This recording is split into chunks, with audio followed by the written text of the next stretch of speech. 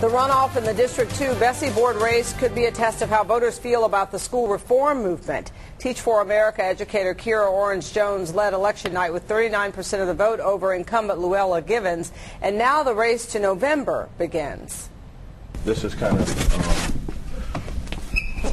the science that she's putting out now, so we'll definitely help with that. United Teachers of New Orleans President Larry Carter gears up for a war in November. What really matters is turnout.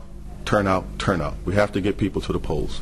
His group supports incumbent Luella Givens in the BESE District 2 race. We're going to galvanize grassroots politics. After 8 years on the BESE board, Givens faces a real challenge from Teach for America educator Kira Orange-Jones. I'm going into this runoff in the lead, so I think they've already spoken. We were outspent. What is it, 1,000 to 1? It's unreal the amount of money that went into my opponent's campaign.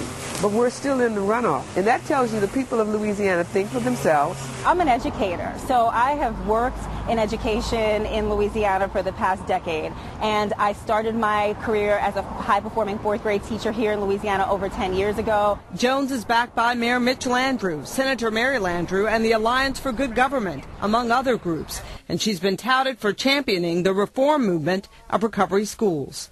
Who voters choose to shape the BESE board will be crucial when it comes to tapping a new superintendent to replace Paul Pasterek. They will need 8 votes on the 11-member board to pick the replacement. There are 8 people that will be seated on BESE who will probably support John White. I've never said I wasn't going to support John White. What I asked for was a chance for Mr. White to come in here and stabilize the local school system. I think I'm bringing to the table the experience of having been a high-performing teacher, being able to work with educators. Right now I work with over 400 educators across 120 schools. Experience counts. I've got experience at this. I've developed relationships in the legislature. I've developed relationships with all sides locally.